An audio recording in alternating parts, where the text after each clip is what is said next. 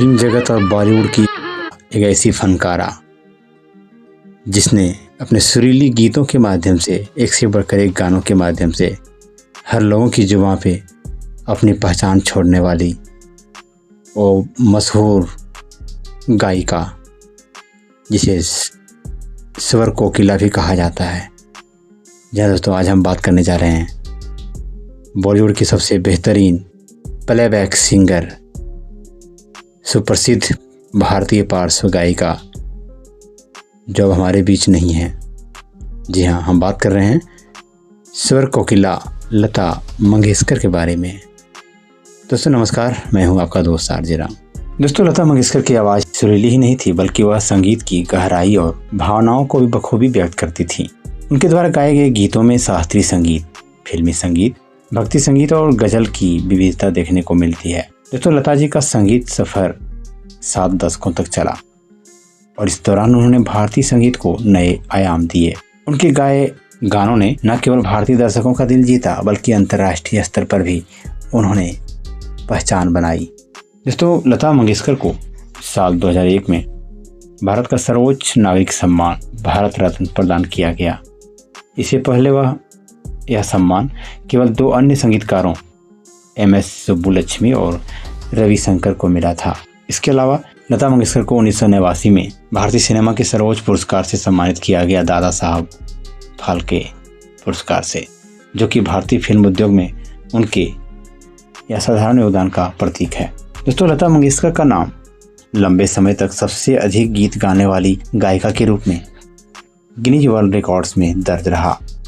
उन्होंने हजारों गाने गाए जो 36 से अधिक भाषाओं में थे। दोस्तों, राष्ट्रगान और देशभक्ति गीत, उनका गाया हुआ गीत ए मेरे वतन के लोगों, जो कि 1963 में भारत चीन युद्ध के शहीदों को समर्पित था।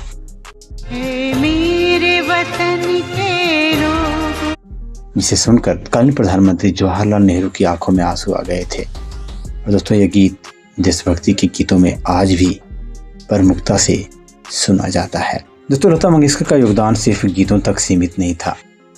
उन्होंने भारतीय फिल्म उद्योग में महिला गायिकाओं की स्थिति को मजबूत किया। एक समय था जब महिला गायकों को उचित पारिश्रमिक और सम्मान नहीं मिलता था, लेकिन लता जी ने अपनी मेहनत और प्रतिभा के बल पर इस स्थिति को बदल दिया। उन्होंने फिल्म इंडस्ट्री में संगीतकारों और गायकों के बीच बेहतर संबंधों की नींव रखी और उनके गाने आज भी हर पीढ़ी में पसंद किए जाते हैं।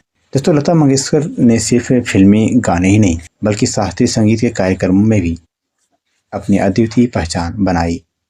उनकी आवाज़ में जो शुद्धता और माधुर्य था, उसने उन्हें संगीत की दुनिया में अमर बना दिया है। दोस्तों, लता मंगेशकर का जन्म 28 सितंबर 1929 को इंदौर मध्य प्रदेश के एक मराठी परिवार में हुआ था, जैसा कि आज उनका जन्मदिन है। दोस्तों, लता मंगेशकर का जन्म एक मराठी परिवार में हुआ था। उनका जन्म का नाम हेमा मंगेशकर था, लेकिन बाद में उनके पिता ने उनका नाम बदलकर लता रख दिया। उनके पिता दीनानाथ मंगेशकर एक प्रसिद्ध शास्त्रीय गायक और थिएटर अभिनेता थे, जिनकी कला का गहरा प्रभाव लता पर पड़ा। लता मंगेशकर का बचपन संगीत और कला से घिरा हुआ था, क्योंकि उनके परिवार की पृष्ठभूमि भी शास्त्रीय संगीत में थी।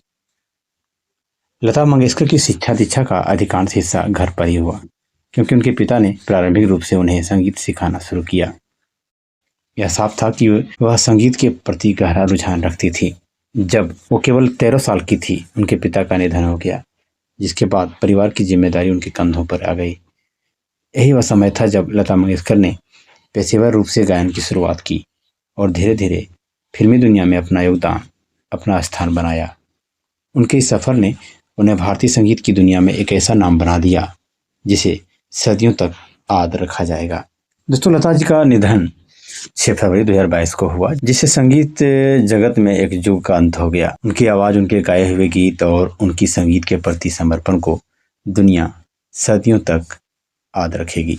दोस्तों, लता मंगेशकर के निधन के साथ भारतीय संगीत जगत ने एक अनमोल रत्न खो दिया, लेकिन उनकी आवाज़ और उनका संगीत हमेशा अमर रहेगा। उनकी विरासत केवल उनके गीतों तक सीमित नहीं है, वो भारतीय संस्कृति और संगीत का पर्याय बन चुकी हैं।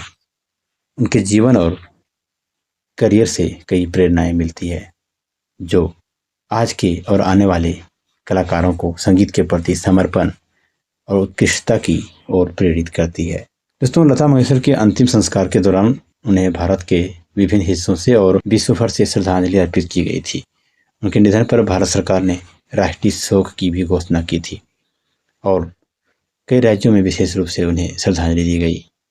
वहीं प्रधानमंत्री नरेंद्र मोदी सहित कई प्रमुख नेताओं, कलाकारों और संगीतकारों ने उनकी अंतिम यात्रा में भाग लिया। दोस्तों, उनकी अंतिम यात्रा में बड़ी संख्या में लोग शामिल हुए और संगीत प्रेमियों ने उनके गीतों के माध्यम से उन्हें श्रद्धांजलि दी।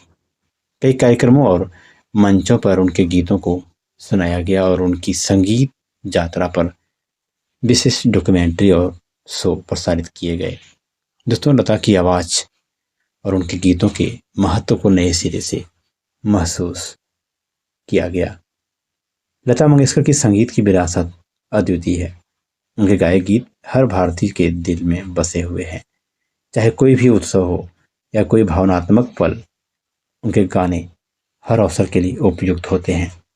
उन्होंने शास्त्रीय संगीत और फिल्मी गीतों को एक साथ लाकर भारतीय संगीत की धारा को और समृद्ध किया। साथ ही नई पीढ़ी के गायक और संगीतकार लता जी से प्रेरणा लेते हैं, उनके गीतों को एक आदर्श मानते हैं।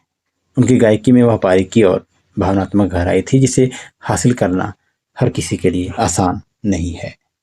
उनकी सुरीली आवाज़ ने हर आयु वर्ग के लोगों को प्रभावित किया और संगीत को एक नई दिशा दी। दोस्तों, लता मंगेशकर की याद में कई स्मारक और कार्यक्रम बनाए गए। मुंबई के शिवाजी पार्क में उनकी अंतिम यात्रा की याद में एक स्मारक की योजना बनाई गई। इसके अलावा कई संगीत संस्थान और अकादमियां उनकी याद में विशेष पुरस्कार और सम्मान देने के लिए आगे आए हैं। दोस्तों, लता की आवाज़ और उनकी जीवन यात्रा आने वाली कई पीढ़ियों तक लोगों के दिलों में गूंजती रहेगी। वो सचमुच सुरों की मल्लिका थी और उनकी संगीत यात्रा ने भारतीय संगीत की आत्मा को और भी समृद्ध किया है। तो दोस्तों, आज के ब्लॉग में हम चर्चा कर रहे थे बॉलीवुड की सुप्रसिद्ध विश्वविख्यात गायिका लता मंगेशकर जी के बारे में। तो आज के ब्लॉग में बस इतना ही। आज के ब्लॉग से हमें दीजिए इजाज़त। नमस्कार।